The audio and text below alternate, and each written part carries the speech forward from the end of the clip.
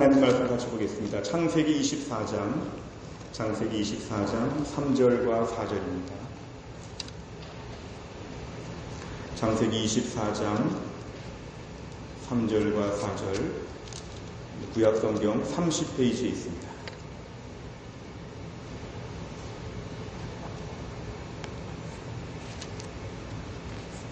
창세기 24장 3절과 4절, 우리 두 절의 말씀입니다. 창세기 24장 3절과 4절, 우리 두 절의 말씀을 다 같이 합독하겠습니다. 내가 너에게 하늘의 하나님, 땅의 하나님이신 여호와를 가리켜 맹세하게 하노니 너는 내가 거주하는 이 지방 가나안 족속의 딸 중에서 내 아들을 위하여 아내를 택하지 말고 내 고향 내 족속에게로 가서 내 아들 이삭을 위하여 아내를 택하라. 아멘. 오늘의 등장인물이라고 볼 수 있는 아브라함은 흔히 우리가 믿음의 조상이라는 이러한 별명을 가지고 있습니다.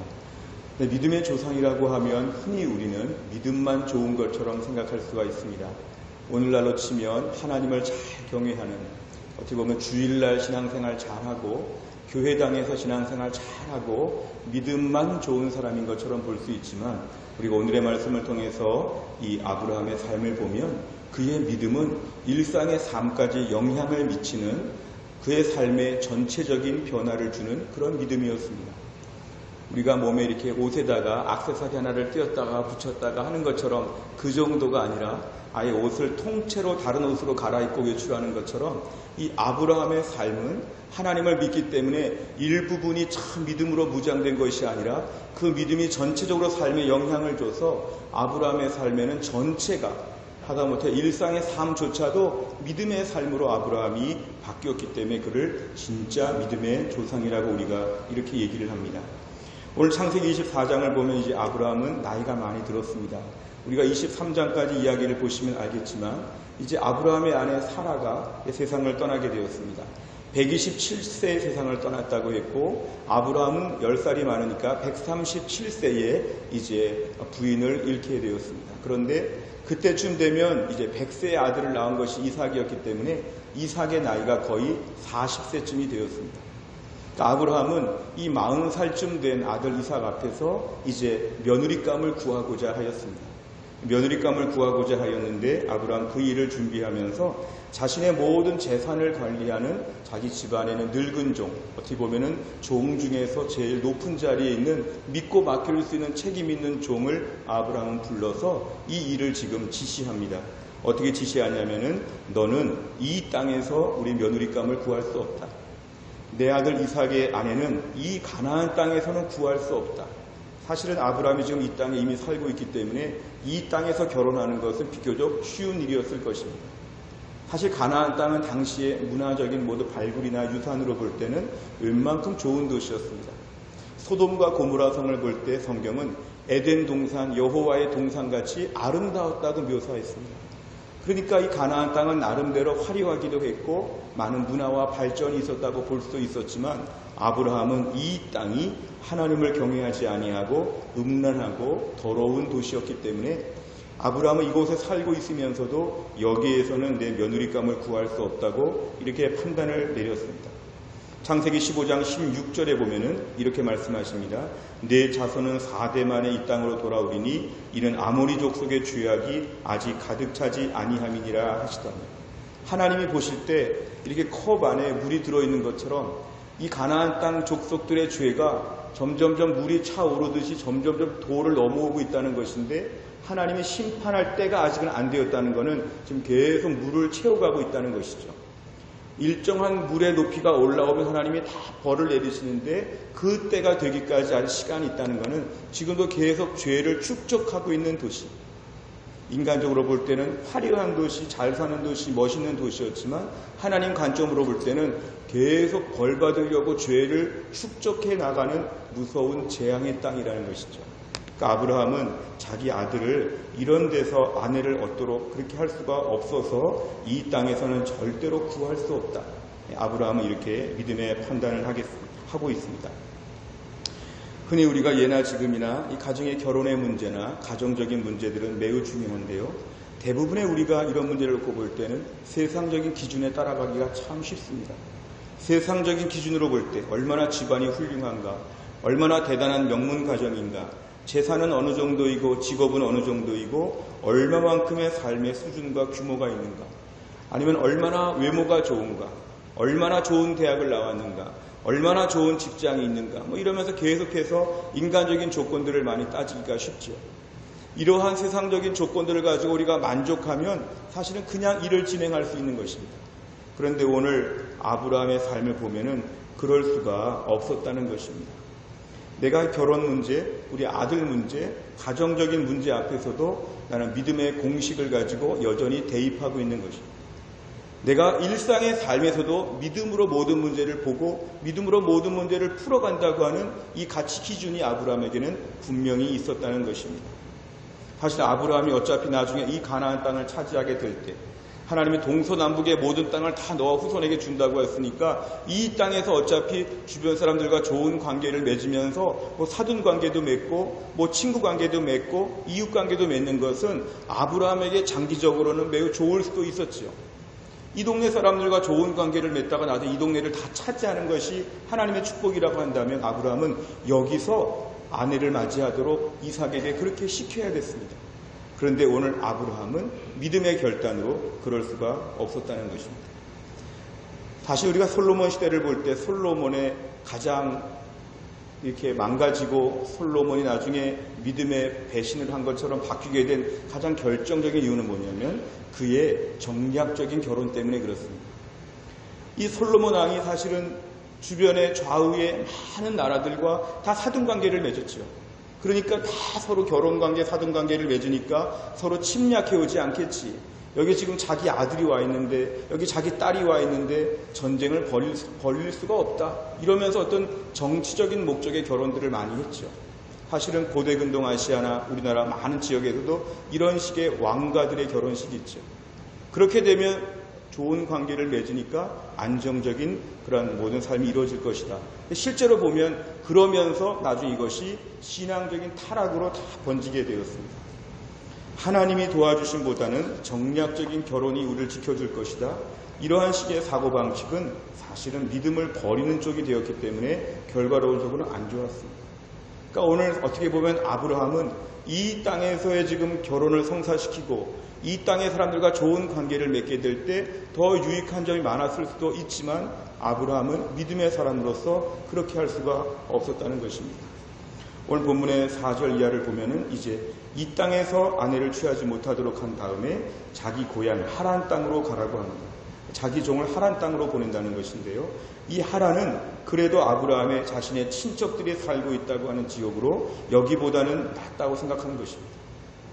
여기보다는 낫다. 이 가나안 땅보다는 하란 땅이 훨씬 나으니까 거기에서 우리 며느리감을 구해오라고 이렇게 지금 시키고 있습니다. 사실은 하란 땅이라고 하는 것은 한 달 넘어서 멀리 가야 되는 꽤 지형상으로도 먼 땅이었습니다. 이 먼 지역을 가면서까지 시간적으로도 많은 것을 허비해야 됐고 또 집안의 모든 재산을 관리하는 이 종이 없다는 것은 아브라함의 지배로 볼 때도 사실은 매우 많은 것을 지금 내어놓는 것이죠. 대가를 많이 지불하면서조차도 아브라함은 또 시간적인 여유도 좀 한 달 넘게 멀리 가니까 또 가서 누구를 만날지 못 만날지 불확실한 것임에도 불구하고 아브라함은 이 모든 대가를 지불하면서 멀리 가서 고향 땅에 가서 며느리감을 찾아오라고 이렇게 얘기합니다. 그리고 오늘 본문의 5절과 6절을 보면은 종이 이르되 여자가 나를 따라 이 땅으로 오려고 하지 아니하거든 내가 주인의 아들을 주일이 나오신 땅으로 인도하여 돌아가리까 이삭을 데려가도 되겠습니까? 이런 식으로 물어보는 것인데 아브라함은 절대로 그렇게 허락하지 않았습니다. 6절에 보면은 아브라함이 그에게 이르되 내 아들을 그리로 데리고 돌아가지 아니하도록 하라. 아브라함이 볼 때 이 가나안 땅은 약속의 땅이었습니다. 그러니까 아브라함도 이삭도 이 땅을 떠날 수는 없다는 것이죠. 그렇기 때문에 이 땅을 지금 믿음으로 지키고 있으면서 종만 보내가지고 며느리감을 구해오라는 것이 오늘 아브라함의 명령이었습니다. 8절에 보니까 만일 여자가 따라오려고 하지 아니하면 이 맹세가 너와 상관이 없나니 아들을 데리고 가지 말라. 만일 거기서 이삭의 아내감을 구했는데 안 오겠다고 하면 짝이 아니라는 것이죠. 그러니까 아브라함은 매우 단호하고 매우 분명했습니다. 지금 믿음으로 결단을 내릴 때 막 두려워하거나 불안해하거나 뭔가 이 결혼을 성사시켜야 되는데 내가 뭘 양보해야 될까 이런 고민하지 않는 것은 이렇게 해서 아니면 아니라는 것이죠. 그러니까 아브라함의 오늘 마음은 매우 단호하고 매우 분명한 태도를 지금 보이고 있습니다. 우리가 아브라함의 모습을 보면서 알 수 있는 것은 뭐냐 하면은 아브라함은 지금 믿음을 지키기 위해서, 특별히 자기 아들 때의 믿음을 지키기 위해서 매우 집중하여서 일들을 진행하고 있습니다. 그냥 적당하게 편안하게 그냥 아들 나이가 40 됐는데 결혼 어떻게 할까? 결혼해야지. 이 동네에서 그냥 해야지. 그냥 예수 하나님 믿든 안 믿든 관계가 없고 뭐 조금 부족해도 나도 좋아지겠지. 뭐 이거 안 되면 우리가 양보해야지. 이런 마음이 전혀 없이 우리 아들 때에 믿음으로 살아야 되겠다. 그리고 나는 마지막까지 그동안 내가 140세 가까이 믿음으로 살았는데 내가 믿음으로 살아야겠다고 하는 아브라함은 분명한 믿음의 결단이 있었기 때문에 오늘 본문에 보면 아브라함은 조금도 약해 보이지 않고 매우 단호하게 결정을 합니다. 주변에서 누가 볼 때 지나치다 어쩌다 별말을 해도 그에게는 아무 소용이 없었습니다. 많은 대가를 지불하면서도 그에게 있어서는 오직 하나님 앞에서의 기준점이 분명했다는 것입니다. 여기서 볼 때 아무리 부잣집 딸이고 아무리 예쁘고 아무리 훌륭해 보여도 이 땅의 사람들 믿음 없기 때문에 결혼할 수 없다. 먼 거리를 가서 거기서 며느리감을 찾아올 때 많은 대가와 수고가 따른다고 할지라도 그렇게 해서라도 나는 이 가정에 믿음을 지키며 믿음의 삶으로 적용을 해야 되겠다. 이 아브라함은 이런 결단이 분명했다는 것입니다. 천천히 가도 다 상관이 없고 믿음 지키는 것 하나가 그에게는 유일한 기준점이 되었다는 것입니다. 우리가 오늘날 살아가면서 우리에게는 많은 기준점들이 있습니다. 가장 기준 중에 아주 보편적인 기준은 나라에서 정한 법률이 있죠. 어떤 법에 저촉되지 아니하도록 일정한 법에 따라 사람들은 다 움직입니다. 법에 잘못되지 아니하도록 법을 따라가는 것이 있죠. 강제적인 것이 법이죠. 조금 더 느슨한 것은 도덕과 윤리가 있죠. 그래서 이렇게 안 하면 나쁜 사람인 것처럼 욕을 먹을 수 있으니까 내가 뭐 법적인 제재는 없더라도 어느 정도 수준은 살아야 되겠다고 하는 도덕과 윤리 이 정도의 것도 있죠. 한편으로 볼 때는 문화와 풍습 이런 것도 있고 사회적인 트렌드와 유행도 있죠. 남들이 대부분 지금은 다 이렇게 하는 추세다 이런 것들도 있죠. 우리가 살면서 이러한 많은 우리 삶의 기준점들이 다 있지만 성도에게 있어서 제일 큰 기준점이 바로 뭐냐면 이 일이 하나님 앞에서 옳으냐, 이 일이 하나님이 기뻐하시느냐, 이 일이 하나님 말씀대로 하는 것이냐, 이런 하나님 말씀에 대한 기준점이 매우 중요하다는 것입니다. 우리는 사실은 썬데이 크리스찬, 주일날 믿음으로 산다고 하고 하나님 앞에 믿음 좋은 것처럼 보일 수 있지만 우리 일상의 삶에 가서는 무너질 때가 많습니다. 마치 두 개의 언어를 구사하는 이중 언어 구사자와 같이 할렐루야 아멘이라는 말도 하지만 또 세상적으로 볼 때 여기서 이익을 많이 얻으면서 세상에 적응하기 쉬운 방법으로 두 가지 언어를 사용하며 저희는 사는 것과 저희는 너무 똑같습니다. 오늘 말씀에 의하면 아브라함은 그렇게 살지 않고 아브라함은 한 가지 언어, 하나님 앞에서의 기준점이 그에게는 너무 중요했다는 것입니다. 하나님 앞에서의 기준점. 주변에 누가 뭐라고 해도 상관이 없고 하나님 앞에서의 기준점, 하나님이 아니라고 하면 세상 사람들 모두가 맞다고 해도 아니라고 말할 수 있는 것. 하나님이 하라고 하면은 누가 반대해도 이건 해야 된다고 하는 것. 세상 사람들이 박수를 쳐주거나 비난하거나 나에게 이익이 있거나 손해가 있거나 이게 기준점이 되는 것이 아니라 철저하게 하나님이 과연 이 일에 있어서 하나님이 어떻게 보실까가 그에게는 기준이 되었다는 것입니다. 창세기 39장 9절에 보면 요셉은 이런 말을 합니다. 이 집에는 나보다 큰 이가 없으며 주인이 아무것도 내게 금하지 아니하였어도 금한 것은 당신뿐이니 당신은 그의 아내입니다. 이 요셉 당시의 애굽의 많은 기록들을 보면 이렇게 종들과 주인의 사모님이랑 이렇게 바람이 나가지고 도망가는 종들이 있었다는 기록이 나옵니다. 실제로 종의 입장에서 볼 때는 이렇게 되면 인생이 풀리는 것이죠. 당시에 종, 노예 얼마나 비참하고 인격도 없고 인권도 없는 가운데서 여주인과 잘 많이 맞아가지고 도망을 가버리거나 무슨 다른 방법을 취해가지고 성공하거나 자기 나름대로 야망을 채우는 이러한 종들이 있었다면 사실 요셉에게 있어서는 큰 유혹이었죠. 이걸 단순히 무슨 성적인 유혹으로만 볼 수 없는 것은 요셉의 인생이 바뀔 수 있는 나름대로 유혹이 될 수 있었는 건데 요셉은 이렇게 얘기하죠. 내가 하나님 앞에 범죄할 수 없다. 하나님 앞에 범죄할 수 없다. 주변에 이런 사람들이 있고 이렇게 해도 아무도 모르고 이렇게 해도 괜찮다고 하는 모든 종류를 물리칠 수 있는 것은 그의 삶의 기준점이 하나님 앞에 있었기 때문에 그렇습니다. 다니엘서 1장 8절과 9절을 보면 다니엘은 뜻을 정하여 왕의 음식과 그가 마시는 포도주로 자기를 더럽히지 아니하리라. 다니엘은 남의 나라에 포로로 가가지고 정말 아주 밑바닥 인생을 살 수밖에 없었지만 사실은 높은 자리에 지금 뽑혀서 말만 잘 들으면 성공하고 나라는 망했지만 자기는 안 망할 수 있는 절호의 찬스죠. 다니엘은 뜻을 정해서 내가 왕의 음식, 우상 숭배하고 이런 불신자의 모든 세계 가운데 만들어진 것들을 거부할 때 이거는 그의 기준점이 성공이 아니라 믿음에 있었다는 걸 우리가 알 수 있습니다.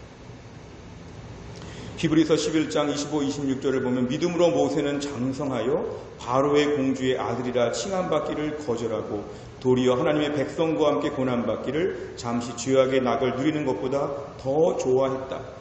그리스도를 위하여 받는 수모를 애굽의 모든 보화보다 더 큰 재물로 여겼다. 모세는 바로의 공주의 아들이라고 하는 이 영광스러운 것보다는 차라리 하나님 백성과 함께 고난받는 것을 원했다고 하죠.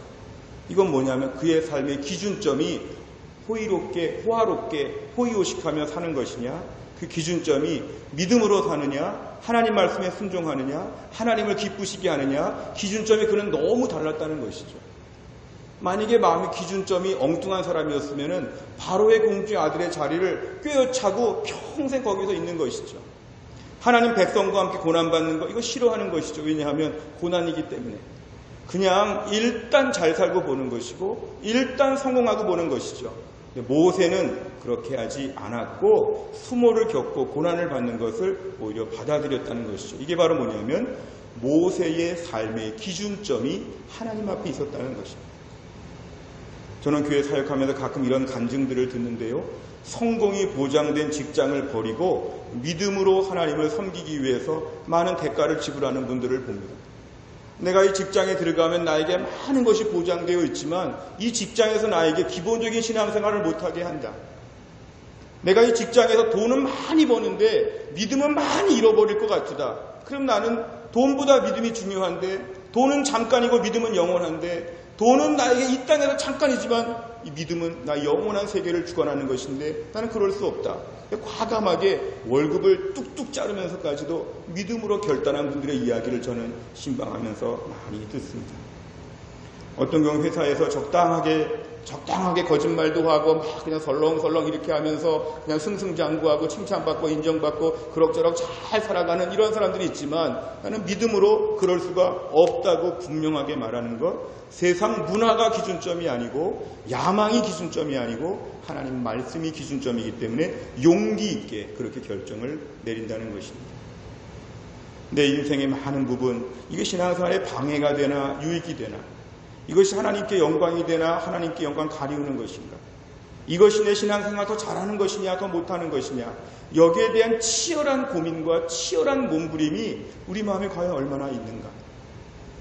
단순히 교회 나오고 단순히 주일날 잘하는 것 이것뿐만 아니라 오늘 본문의 결혼 문제, 자녀 문제까지, 가정 문제까지 영향을 미치는 것처럼 내 삶의 전 영역에 걸쳐가지고 이 문제가 지금 과연 어떤 의미가 있는가에 대해서 고민하고 치열하게 살고 있느냐. 로마서 12장 1절과 2절, 그러므로 형제들아 내가 하나님의 모든 자비하심으로 너희를 권하노니 너희 몸을 하나님이 기뻐하시는 거룩한 산 제물로 드리라. 이는 너희가 드릴 영적 예배니라. 너희는 이 세대를 본받지 말고 오직 마음을 새롭게 함으로 변화를 받아 하나님의 선하시고 기뻐하시고 온전하신 뜻이 무엇인지 분별하도록 하라. 우리가 오늘날 우리 삶의 기준점을 회복하도록 기도해야 됩니다. 삶의 기준이 무너지면, 믿음의 기준이 무너지면 인생은 다 무너집니다. 삶의 기준이 무너지고 인생의 틀이, 뼈대가 무너졌는데 지금 당장 잘 되는 거 중요하지 않습니다. 마지막에 다 어차피 쇠하고 없어지고 잃어버릴 것들인데 내가 이런 것들 때문에 믿음을 담보로 바꿔주는 것은 이거는 안 된다는 것이죠. 오늘날 내 삶의 기준점을 회복하게 하여 주시옵소서. 나는 요셉처럼 다니엘처럼 모세처럼 내 삶의 기준은 믿음입니다. 아브라함처럼 내 삶의 기준은 믿음입니다. 내가 우리 가운데서 많은 축복을 받고 편안하게 살고 남들 앞에 칭찬받는 것, 이게 나의 삶의 기준점이 아니고, 그렇게 되면 잘된 것이고 그게 안 되면 잘못된 것이고, 이게 아니고 하나님 앞에서 어떤 것이 옳으냐. 오늘 아브라함이 치열하게 자기 아들, 아내를 구하는 일에 있어서 이렇게 고민하고 애쓰는 것을 볼 때 우리가 오늘날 이 말씀을 깊이 묵상해야 합니다. 내 마음 그리스도인의 집, 이런 책을 보면요, 오늘 우리 삶 가운데서 나의 프라이버시를 하나님께 요구할 때가 참 많습니다. 하나님, 내가 주일날 교회에서 예배 시간에 믿음으로 잘 하겠으니 그 외의 부분은 나에게 좀 맡겨주세요. 내가 알아서 잘 하겠습니다. 하나님, 저의 집에 서재, 내가 무슨 책을 보든지 상관하지 말아주세요. 주방, 내가 무슨 음식을 먹든지 상관하지 말아주세요. 내가 거실에서 누구와 만나고 무슨 얘기를 하든지 간에 하나님 좀 모른 척 해주세요. 내 작업실, 내 오락실, 내 침실, 내 벽장, 여기는 좀 내가 알아서 할 테니까 하나님은 교회만 관리하시고 이 부분은 좀 나에게 맡겨주세요. 나를 너무 과잉 보호하지 마시고 좀 적당히 나를 좀 규제하지 마세요. 이런 자유를 구하는 마음이 있을 수 있다는 것인데요. 내 마음 그리스도의 집의 책에 보면은 이런 것입니다. 이 모든 삶의 영역을 하나님이 통치하셔야 됩니다. 내 기준의 이 모든 삶의 영역은 기준이 내가 아니라 하나님이 되어야 된다. 나 예수 믿는 나는 서재에서도 주방에서도 거실에서도 작업실에도 오락실에도 침실에도 벽장에도 여전히 예수 그리스도가 나의 주인 되어 주시고 예수 그리스도가 나의 삶의 기준이 되게 하여 주시옵소서. 이것이 우리에게 기도 제목이 되어야 한다는 것입니다. 기독교는 일부분만을 가지고 하는 것이 기독교가 아니라 기독교는 내 삶 전체를 다루고 있습니다. 교회 나와서 예배만 잘 드리는 것이 아니라 내 일상의 모든 삶이 다 예배라고 가르치는 것이 기독교의 정신입니다. 그렇다고 하면 하나님, 오늘 내 삶의 기준점이 이중적인 기준점을 가지고 살았던 것을 오늘 내려놓겠습니다. 내 삶의 모든 영역이 믿음의 사람으로서의 합당한 기준점을 갖게 하여 주시옵소서. 누가 뭐라 그래도 하나님이 좋아하시면 그 일을 무조건 하겠습니다. 누가 지금 나에게 지금 찬성하고 빨리빨리 하라고 해도 하나님이 그거는 안 돼 그러면 그 일은 절대로 안 하겠습니다. 내 삶의 기준점이 하나님에게 있습니다. 하나님, 내 삶의 기준점을 믿음으로 세우게 하여 주시옵소서. 우리가 기도할 제목은 이것입니다. 내 인생의 승낙과 거부, 내 인생의 성공과 실패, 내 인생의 찬성과 반대, 내 인생의 선택과 포기, 이 모든 것은 단 한 가지 기준, 하나님이 내 삶의 중심이 되셔서 기준을 만들어 주신 대로 살겠다고 다짐하는 것입니다.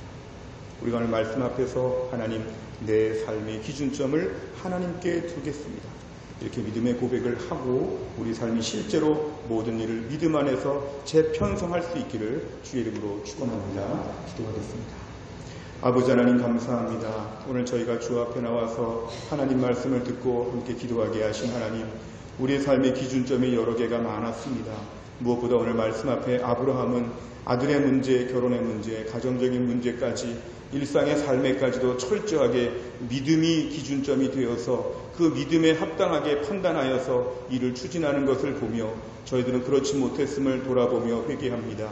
하나님 아버지, 급하고 세상적이고 성공적이고 야망이 섞여있는 저희들의 모든 기준점들을, 오늘 불순물 섞인 기준점들을 다 내려놓게 하여 주시고 온전히 하나님이 보실 때 하나님의 승낙이 있는지, 하나님이 지금 나에게 적극적으로 찬성해 주시는지, 하나님 보실 때 어떤지 여기에 대한 것을 기준으로 하여서 우리의 삶을 다시 한번 설계할 수 있도록 은혜를 베풀어 주시옵소서. 하나님 믿는 것과 내 삶이 전혀 다른 것처럼 모순되게 굴러가지 아니하게 하여 주시고 철저하게 믿음으로 내 삶의 전체를 다 주님께 맡기고 내 삶의 모든 위탁권을 주님께 다 맡기고 전적으로 위탁하여 하나님의 통치와 다스리심을 받는 가운데 나의 삶의 모든 영역으로 하나님 믿음을 드러낼 수 있도록 우리를 축복하여 주시옵소서. 모든 말씀을 예수님의 이름으로 기도하옵나이다. 아멘.